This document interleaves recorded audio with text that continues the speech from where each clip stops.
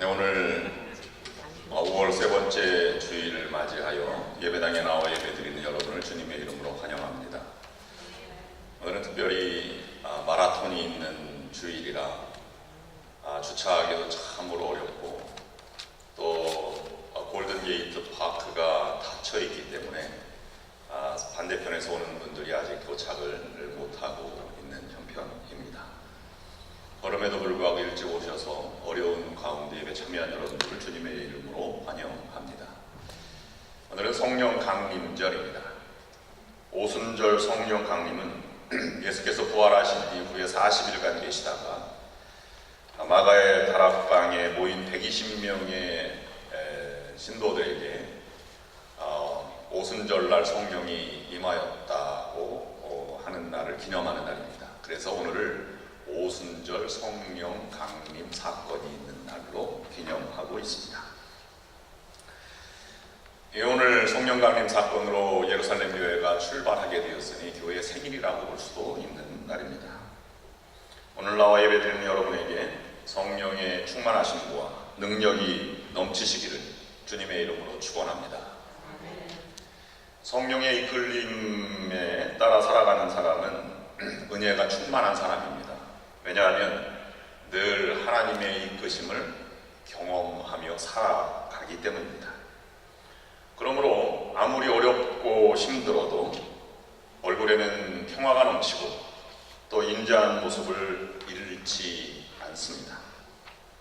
오늘 옆에 분들과 함께 인사를 나누실 때 이렇게 인사 나누시면 좋겠습니다. 인자해 보이십니다. 은혜 충만해 보이십니다. 이렇게 한번 인사를 나눠보시면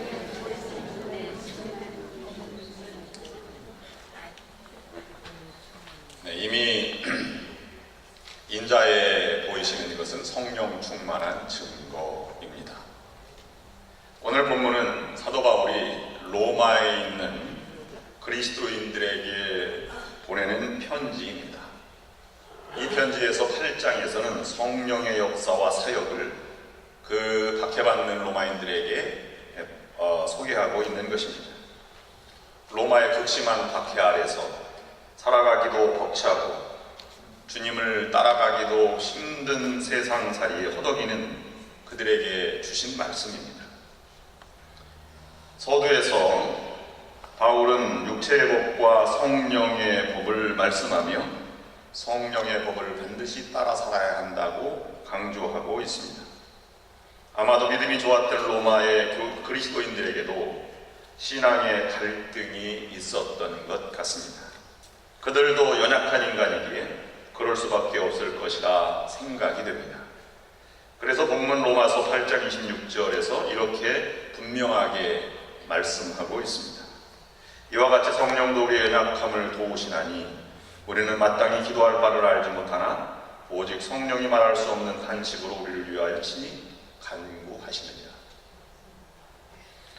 이것은 하나님의 이끄심에 전적으로 맡기며 살아가는 믿음의 자세를 가지라고 당부하고 있는 것입니다.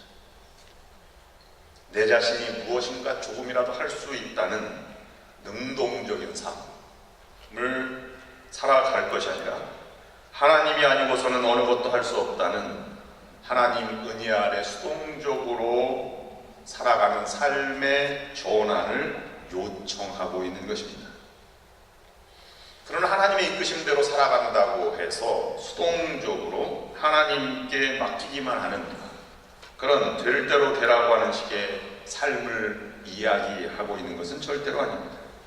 하나님에게 모든 것을 맡기되 내가 할 수 있는 최선을 다하는 모습을 가지라고 당부하고 있는 것입니다.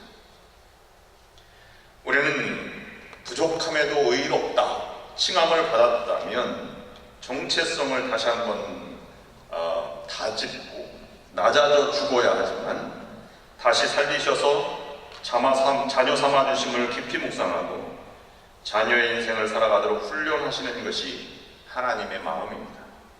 오늘 본문을 통하여 성령의 역사와 사역을 믿고 성령을 받은 자로서 우리는 어떻게 살아가야 하는지 4가지 교훈을 묵상합니다.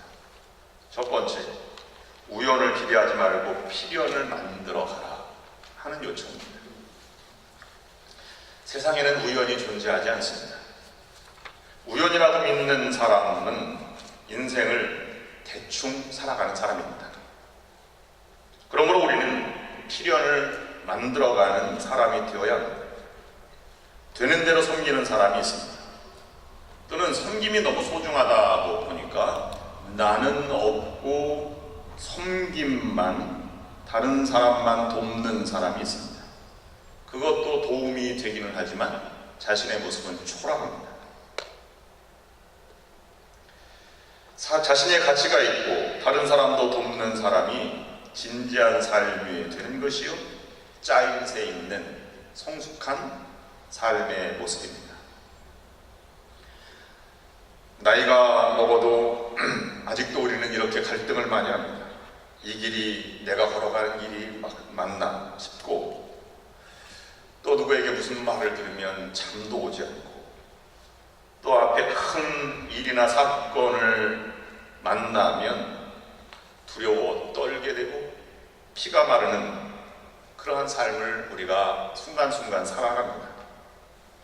그런데 적어도 우리의 부모님, 아버지, 어머니는 그 모습을 우리에게 보여주지 않았습니다. 뚜벅뚜벅 걸어가셨습니다. 신앙의 선조들도 흐트러짐이 없는 모습으로 우리에게 다가왔습니다. 그분들은 그렇게 사셨을 것입니다. 무언가 우리가 알지 못하는 그것이 있기 때문이지. 부모는 자식이 잘 되라고 하는 섬김의 일관성이 있었고, 조금이라도 더 먹이고 가르치려고 하는 간절한 짜임새 있는 눈길과 행동으로 가정을 이끌어 가셨습니다. 우리는 그리스도인으로 살아가지만 세상에 똑같이 또는 더 큰 일을 만나거나 문제를 만나게 됩니다. 그런데 우리가 큰 문제를 만날 때마다 생각할 수 있는 것은 자신이 할 수 있는 일은 별로 없다는 것입니다. 그럴 때 세상에는 내가 할 수 있는 것이 별로 없구나 하고 좌절하거나 허탈해하거나 또는 무능함을 느끼게 됩니다. 그런데 그때 우리가 생각해야 할 것이 있습니다. 우리 하나님은 우리가 만나는 문제들보다 크신 분이시라는 사실입니다. 그러니 여러분들도 큰 일이나 문제를 만났을 때 자신을 탓하기보다는 문제보다 더 크신 우리의 하나님을 의지하시기를 주님의 이름으로 축원합니다. 하나님은 우리의 아버지이십니다. 하나님과 한 분이신 성령을 통하여 위로해 주시고 용기를 주시고 힘을 주시는 분이십니다. 하나님은 반드시 도와주시고 힘을 주셨습니다. 한 번도 하나님은 예외가 없으셨습니다. 여러분의 과거가 이를 말해주고 있고, 또 여러분의 미래도 그렇게 인도해 가실 것입니다. 이것이 성령의 사역이기 때문입니다. 우리가 두려워서 앞으로 가기를 주저할 때 하나님은 가라, 뒤에서 밀어주시는 분이십니다. 너무 앞길이 막막하여 불안해할 때, 망설이고 멈춰서 있을 때 앞서가시며 이끌어주시는 분이 하나님이십니다. 넘어졌을 때 밑에서 떠받들어 주시고 친히 손 내밀어 잡아 일으켜 세워주시는 분이 우리 하나님이십니다. 혹시 잘못될까, 위험에 처할까 위해서 불꽃 같은 눈동자로 보호해 주시는 분이 바로 하나님이시기 때문입니다. 그러니 여러분 살아가는 인생에 주저하지 마시기 바랍니다. 망설이지 마시고 주님을 따르시기를 바랍니다. 그런 의미에서 철학자 파스칼은 세 종류의 사람을 우리에게 소개하고 있습니다. 하나님을 찾아내고 섬기는 사람들, 하나님을 찾고자 애쓰는 사람들, 하나님을 찾으려고도 하지 않고 또 찾아내지 못하고 살아가는 사람들. 첫 번째 사람은 올바르고 행복한 사람이라고 정의하였습니다. 그리고 세 번째 사람은 불합리하고 불행하다고 하였습니다. 그런데 하나님을 찾으려고 노력하는 사람도 불행하지만 올바르다고 했습니다. 어떤 형태의 삶을 살아갈까 하는 선택의 문제는 이제 우리 자신에게 달려 있는 것입니다. 사도 바울은 8장 서두에서 성령의 법을 우리에게 강력하게 요청하고 있습니다. 육신을 따르는 자는 육신의 일을, 영을 따르는 자는 영의 일을 생각하나니 육신의 생각은 사망이요 영의 생각은 생명과 평안입니다.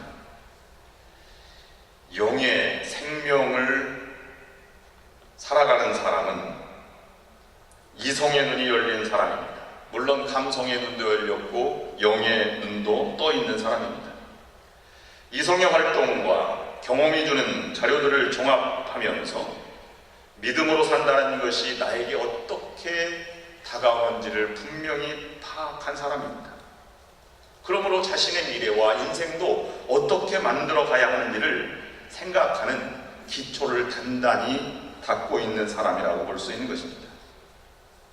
그리고 자신의 생각을 주도적으로 살아가는 사람입니다. 그런 의미에서 우연이라고 하는 것은 막연히 살아가는 사람이지만 나는 반드시 하나님의 은혜로 살아간다, 필연적으로 하나님의 도움으로 살아간다고 생각하는 사람은 다른 삶을 살아가는 사람입니다. 내일이라고 하는 것도 다가오는 것이 아니라 내 믿음과 삶과 생각이 만들어가는 것입니다. 다가오면 우연이 되는 것이고 만들어지면 필연이 되는 것입니다. 잠언 10장 24절 말씀에서는 이렇게 그런 삶의 태도를 말하고 있습니다. 악인에게는 그의 두려워하는 것이 임하거니와 의인은 그 원하는 것이 이루어지느니라. 공동번역은 약간 다르게 뉘앙스를 번역하고 있는데요. 나쁜 일을 하면 꺼리던 일이 닥치고 착하게 살면 바라던 것을 받는다 라고 말씀하고 있습니다. 자신의 의도와는 동떨어진 사태와 사태가 닥쳐와도 뒷수습하느라고 거덜나는 인생이 있습니다. 이 사람은 자신의 선택의 결과를 그렇게 받아들이고 있는 것입니다. 그런데 바라던 삶을 현실화시키면서 짜임새 있게 살아가는 사람들도 있습니다. 상반되지만 자신의 선택의 결과를 감격해하며 즐기고 있는 사람입니다. 그러므로 믿음의 사람, 하나님을 아는 것이 지혜의 근본이라고 하는 지혜로운 사람은 우연을 기대하며 살아가는 것이 아니라 필연을 만들어가는 사람입니다. 올바른 선택의 결과가 필연적으로 다가오도록 하는 짜임새 있는 삶을 살아가는 사람입니다. 그러나 어리석은 사람은 우연에 둘러싸여 그 삶이 온통 정신이 없습니다. 아무 일도 하지 않았고 했다면 해서는 안 된 일을 함으로 자신의 인생을 우연들로 가득 채워가고 있습니다. 필연을 만들어가는 사람은 착하고 부지런한 종이지만 우연 속에 파묻힌 사람은 악하고 게으른 종이 되는 것입니다. 악하고 게으른 종은 믿음의 삶도 병적으로 살아갑니다. 죽은 종교의 몸을 숨기거나 미신의 세계를 정신없이 돌아다니는 것입니다. 그러니 여러분, 우연을 기대하지 마시기 바랍니다. 하나님은 선한 의지, 선한 믿음, 하나님의 은혜를 갈구하는 자에게 필연을 만들어주시는 분이십니다. 필연을 만들어가는 여러분들이 될 수 있기를 주님의 이름으로 축원합니다. 두 번째는 적대감을 버리라 하는 것입니다. 마음에 있는 것이 밖으로 드러나게 되어 있습니다. 생각하는 것이 밖으로 드러나게 됩니다. 성령의 사역에 참여하는 사람은 다른 이웃을 하나님이 나를 보듯이 존중하며 희망을 주는 사람으로 대하는 것입니다. 마음으로부터 그 마음이 생겨나야 합니다. 그러므로 나에게 해와 상처를 주었다고 적대감을 가지고 있으면 안 되는 것입니다. 망치를 든 사람에게는 못만 보인다 하는 속담이 있습니다. 육신의 메인 신세의 부분이 마냥 그런 것만 골라서 하게 된다는 것입니다. 반면에 우리가 하나님을 기쁘시게 하는 삶에 들어와 있으면 그 일만 보이게 되는 것입니다. 그런 의미에서 사도 바울은 육신의 법과 성령의 법을 나누고 있는데 우리는 우리의 말로 육신이라고 하면 그저 우리가 먹고 사는 그런 아주 삶의 육체적인 것만을 생각하게 됩니다. 물론 이 신체를 말하기도 합니다. 신체를 소홀히 하거나 무리를 가해서는 안 됩니다.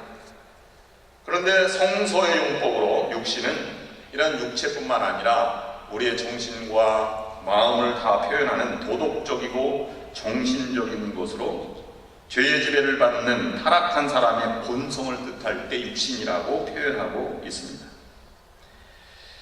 타락한 인간성의 지배를 받으면서 하나님의 적대감을 품고 하나님의 법을 따르지 않는 생활 자세를 가르쳐 말하는 것입니다. 삶과 죽음과의 차이는 생물학적 차이가 아니라 도덕적 차이에서 비롯된다고 사도 바울은 말씀하고 있는 것입니다.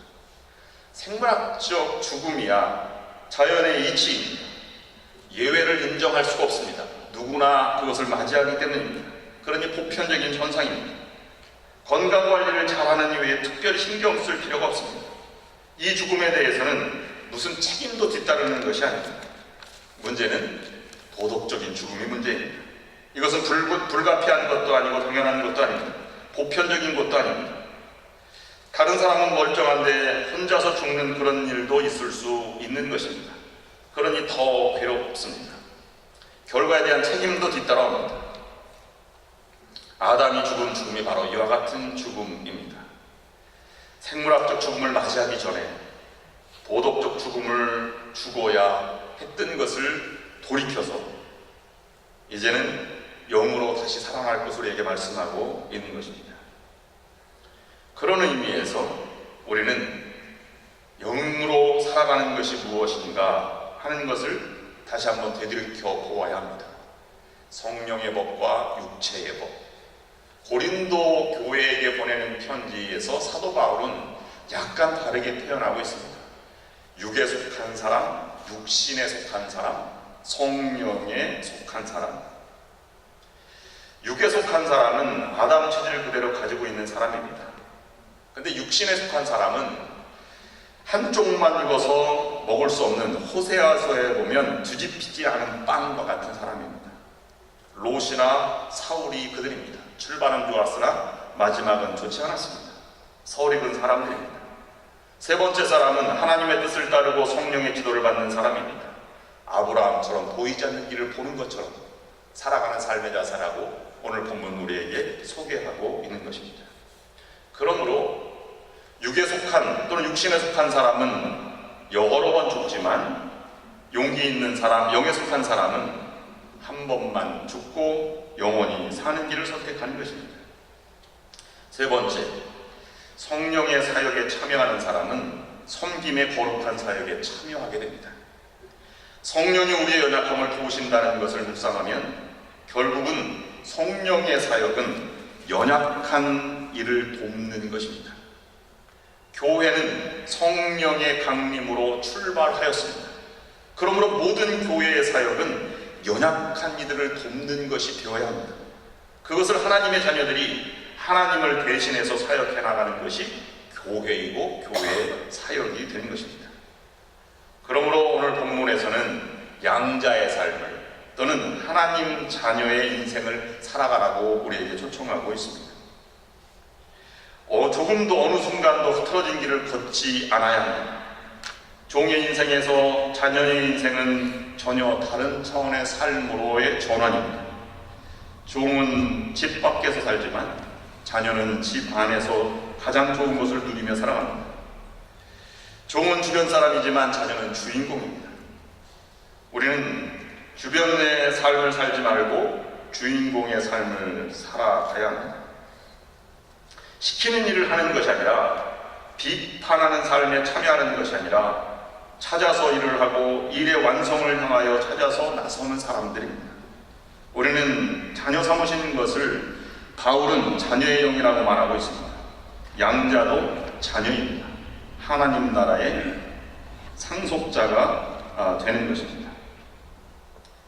그러므로 우리는 사도 바울이 말한 노예의 삶을 과감히 청산하고 아들로서 인생을 살아간다고 우리가 정체성을 가지고 참여해야 하는 것입니다. 하나님이 당신의 아들을 보내셔서 우리가 하나님을 아버지라 부를 수 있게 하셨다. 여러분은 종이 아니라 자녀다. 갈라디아서 4장 4절 말씀에서 분명하게 우리에게 말씀해 주고 있습니다.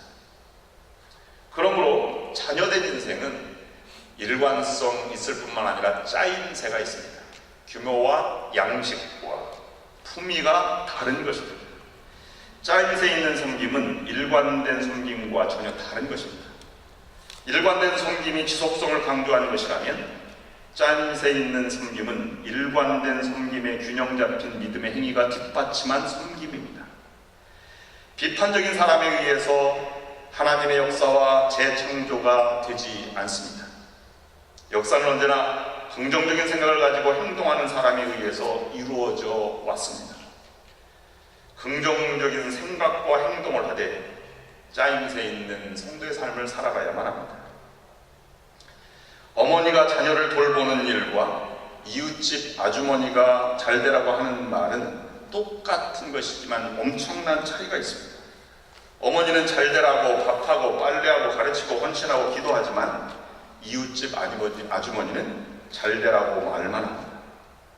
우리의 신앙이 짜임새 있다는 것은 섬기고 헌신하지만 예배와 기도와 헌신과 섬김의 생활이 일관되게 균형 잡혀 있는 것을 가르쳐 말하는 것입니다. 그런데 신앙인들 중에는 이중잣대를 가지고 살아가는 사람들이 있습니다. 기도하지 않고 기도해야 한다고 말하는 사람이 있습니다. 전도하지 않고 부흥해야 한다고 말하는 사람도 있습니다. 이것은 이웃집 아주머니로 살아가는 삶의 태도입니다.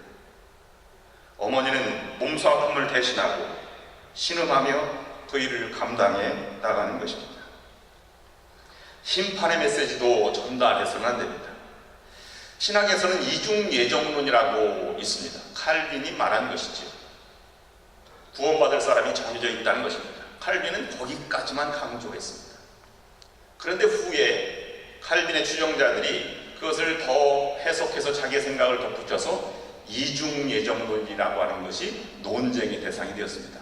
하나님은 구원받은 사람을 예정해 놓았을 뿐만 아니라 구원받지 않은 사람도 예정해 놓았다. 그래서 본질을 흐리게 만들었습니다. 이것이 우리의 삶에도 똑같이 적용되는 경우를 볼 수 있습니다. 칭의의 문제가 그렇습니다. 너희는 옳다. 너희는 X표가 아니라 동그라미 표 사람이다. 너희는 의롭다. 라고 말했는데 그것이 전부입니다. 그 이유를 말하지 않는 것입니다. 그냥 옳다는 것이지 그렇게 하지 않으면 자녀가 아니다. 라고 말한 적이 없다는 사실입니다. 그러므로 신앙의 사람은 한 가지 잣대로 살아가는 사람입니다. 어떤 고난이 있어도 한 걸음 더 헌신의 길로 다가가는 것이고 어떤 어려움이 있어도 참고 인내로 그것을 완성해 나아가려고 하는 것입니다. 그렇다고 한다면 우리의 삶의 태도는 전혀 달라져야 할 것입니다. 여러분의 신음을 마지막으로 기도로 바꾸는 삶이 되어야 합니다. 성령도 우리의 연약함을 도우신다고 했습니다. 성령의 사역을 믿으신다면 우리의 삶도 기도도 태도도 달라져야 할 것입니다. 아무리 믿음의 사람도 현실 속에서 살아가기에 고난이 찾아올 수 있습니다.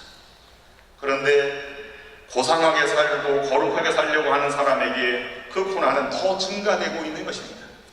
여러분 어려움과 고난이 있다면 여러분의 삶이 고상한 삶을 향해서 지금 나아가고 있다는 것입니다. 그러므로 그때 포기하지 말고 기도로 바꾸는 자세가 필요한 것입니다. 그 기도가 쉬운 것은 아닙니다.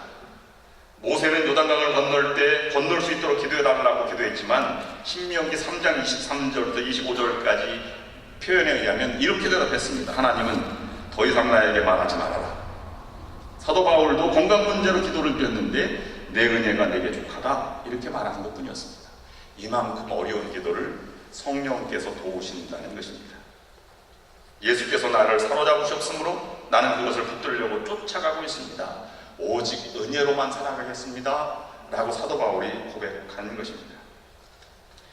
이것은 우리에게 어떻게 살아가는 것이 중요한지를 가르쳐주고 있는 것입니다. 그분의 은혜와 능력을 힘입어 지금까지 살아왔다면 앞으로도 그분의 능력과 은혜를 힘입어 살아가면서 그분의 뜻을 이루어가는 그러한 승리하는 여러분들이 되어야 할 것입니다. 여러분 모두 그런 믿음으로 승리하는 성령이 충만한 성도들이 될 수 있기를 주님의 이름으로 축원합니다. 기도하시겠습니다. 하나님, 우리가 살아가고 있는 땅에서 아무리 아무리 믿음으로 살아간다고 하지만 꼬리에 꼬리를 물고 문제와 사건이 다가옵니다. 때로는 나의 믿음을 시험하기도 합니다. 그러나 그 모든 것에서 하나님의 도우심으로 승리하게 하여 주시옵소서. 어려움 속에 인내하게 하시고 인내로 하나님의 더 큰 은혜를 우리가 살아가는 삶이 되게 인도하여 주시옵소서. 예수님의 이름으로 기도드립니다. 아멘.